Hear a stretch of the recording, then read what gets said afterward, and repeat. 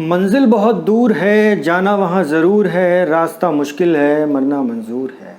आज के सेशन में बात करेंगे एक ऐसी शख्सियत की जिसने ये लाइनें कही हैं, एक ऐसे टीचर की जो ज़िंदगी के बड़े बड़े सबक सिखाती है, एक ऐसे स्टूडेंट की जो अपने मायके और ससुराल में पढ़ तो ना सकी लेकिन फिर भी छुप छुप कर अपनी पढ़ने लिखने की ललक को पूरा किया। बात करेंगे 1400 अनाथ बच्चों की माँ सिंधुताई की। सिंधुताई जब अपनी टूटी फूटी हिंदी में कुछ बोलती हैं तो उनके चेहरे के हाव भाव शब्दों का इतना ज़बरदस्त साथ देते हैं कि बड़े बड़े मोटिवेशनल स्पीकर भी उनके आगे फीके लगने लगते हैं, बौने लगने लगते हैं। मेरे बेटे ने एक बार अपनी बचपने भरी टोन में मुझसे पूछ लिया कि पापा भगवान कैसा होता है, वो कहाँ होता है, क्या किसी ने कभी भगवान को देखा है।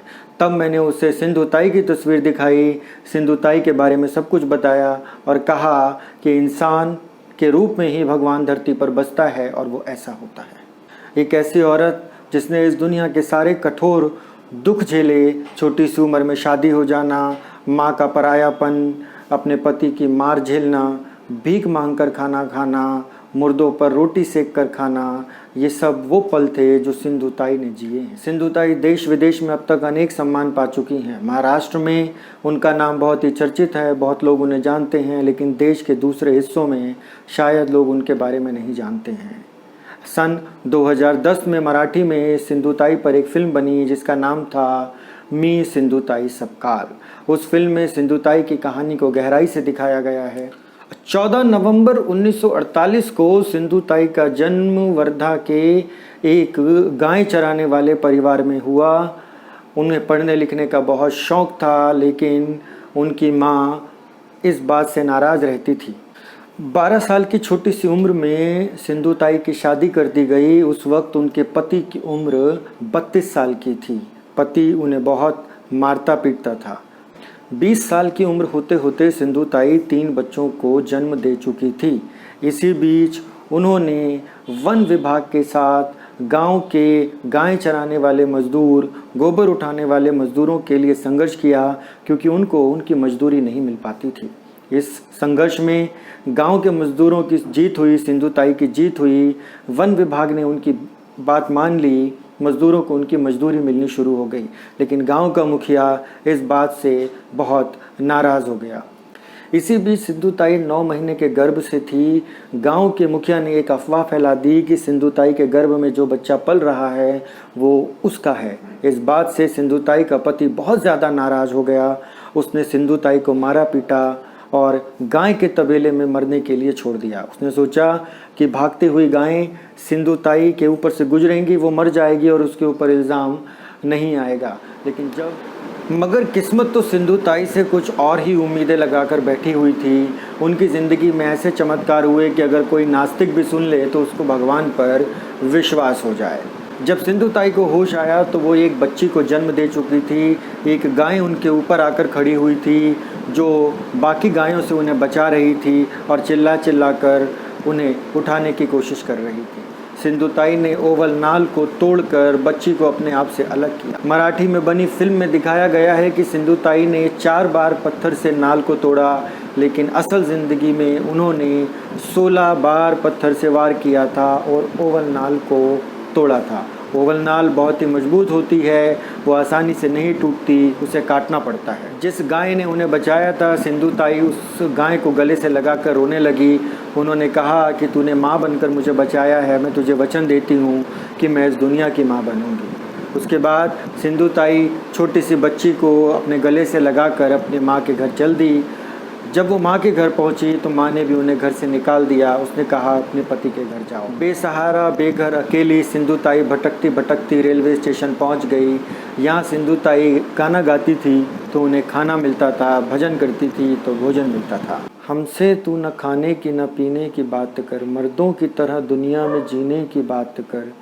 जिस मातृभूमि की गोद में अरे तू पला, जिसकी धूल में घुटनों के बल चला, उसके फटे आंचल को सीने की बात कर।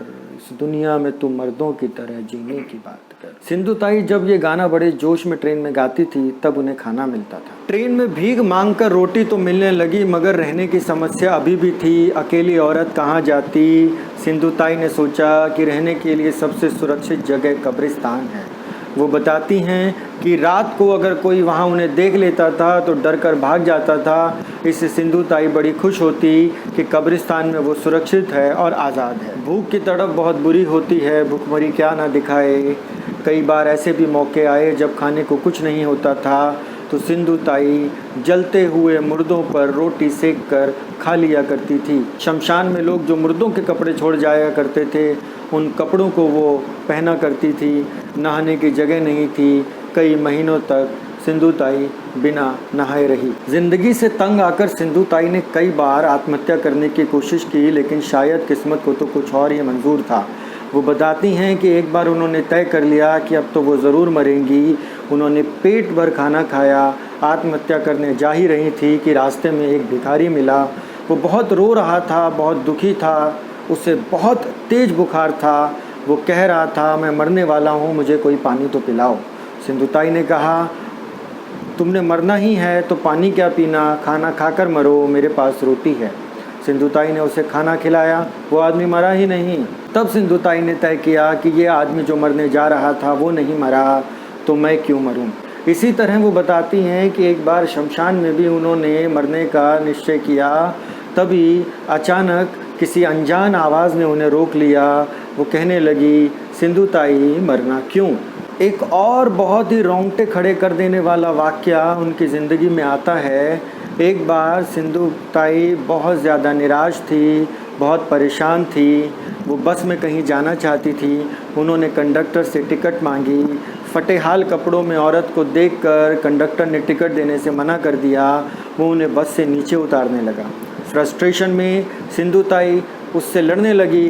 उस दिन सिंधु ताई अपना गुस्सा, अपना निराशापन किसी न किसी पर उतार देना चाहती थी। इसी बीच एक वहाँ पर बुढ़ा आदमी आया। वो फटे पुराने कपड़ों में था। उसने सिंधु ताई और कंडक्टर का झगड़ा छुड़ाया और सिंधु ताई को बस से नीचे बुलाकर कहा, ये लो चाय पियो। सिंधु ताई चाय पीने लगी। इसी बीच बस वहाँ से चल दी। थोड़ा सा आगे जाते ही बस पर बिजली गिरी, पूरी बस जलकर खाक हो गई। बस में जितने लोग थे सारे मर गए। उस दिन बहुत तेज़ बारिश आ रही थी, आंधी चल रही थी। किस्मत ने सिंधु ताई को बचा लिया था। उसके बाद सिंधु ताई ने उस बूढ़े आदमी को बहुत ढूंढा, लेकिन वो आदमी उन्हें कहीं नहीं मिला। अब सिंधु ताई ने सोचा कि किस्मत ने अगर मुझे बचाया है तो मुझसे ये कुछ ना कुछ उम्मीदें ज़रूर रखती है। उन्होंने तय किया कि भगवान की दी हुई ज़िंदगी को अब वो दूसरों के लिए जिएंगी। उन्होंने अनाथ बच्चों को, गरीब बच्चों को, बेसहारा बच्चों को पालना शुरू किया। इसी बीच गांव के आदिवासियों ने उन्हें रहने के लिए एक छोटी सी कुटिया भी दे दी। सिंधु ताई भीख मांगकर खाना इकट्ठा करती, अपनी बच्ची को भी पालती और अनाथ बच्चों का पेट भी भरती। इसी बीच उनके अंदर एक उथल पुथल चल रही थी। उन्हें लगा कि उनके अंदर की माँ अनाथ बच्चों के साथ में जिन्हें वो पाल रही हैं उनके साथ भेदभाव कर सकती है। ऐसा हो सकता है कि खाना कम होने पर वो अपनी बच्ची को ज़्यादा खाना खिलाएं और जिन बच्चों को वो पाल रही हैं उनको कम खिलाएं, उनके साथ भेदभाव करें, उनकी परवरिश उतनी अच्छी ना कर पाएँ जितनी वो अपनी बच्ची की कर रही हैं। तो सिंधु ताई ने एक और कठोर निर्णय लिया। उन्होंने अपनी बेटी पूना की एक संस्था में दे दी, एक अनाथालय में दे दी। वहाँ पर सिंधु ताई की बेटी की परवरिश हुई। सिंधु ताई की बेटी आज बड़ी हो चुकी है और एक बच्चे की माँ भी हैं, एक वकील भी है। सिंधु ताई के पाले हुए बच्चों के लिस्ट में कई ऐसे नाम हैं जो बड़े सरकारी पदों पर हैं, डॉक्टर हैं, वकील हैं, इंजीनियर हैं। सिंधु ताई अपने कामों के लिए देश विदेश में कई सम्मान पा चुकी हैं। उनकी ज़िंदगी में एक और बड़ा दिलचस्प वाक़या तब आया जब वो 60 साल की हुई। उनका पति जो कई साल पहले उन्हें त्याग चुका था उनकी ज़िंदगी में लौट आया। उसने कहा, मुझे अपना लो। सिंधु ताई बोली, अब मैं पत्नी नहीं हूँ, अब मैं माँ बन चुकी हूँ, अगर आना है तो मेरा बेटा बनकर आओ।